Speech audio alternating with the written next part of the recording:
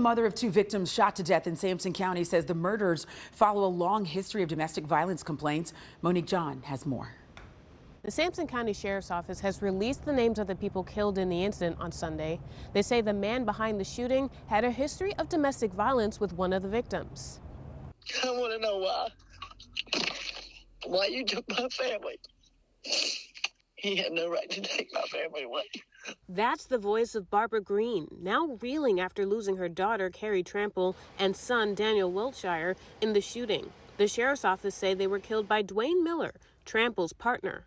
On Sunday, the Sheriff's Office investigators say Miller fatally shot Trample after an argument, as well as Wiltshire and Amber King, who had been living with them at the camp. Then Miller shot himself. Green says she knows what she'd say to her children if they were still here. I love you. I wish we hadn't been arguing. Green says her daughter's relationship with Miller had been plagued by domestic violence since they began seeing each other a year ago in Washington. Records show Trample was charged with harassment in January, while Miller was charged for a protection order violation in February.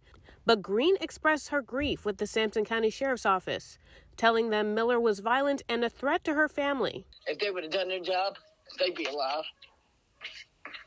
They'd all be alive. The Sheriff's Office has issued a statement saying they've responded to Green's house almost 30 times since January for incident reports, but they say on only one occasion, Dwayne Miller was involved when he was allegedly the victim of a simple assault in June. In all of those reports, there was no mention of Miller's encampment or complaints from Green about his firearms. The Sheriff's Office also says that when investigators informed her about the death of her children, she was unaware that they were back in North Carolina and that she'd taken out a protection order against her son. In Sampson County, Monique John, ABC 11 Eyewitness News.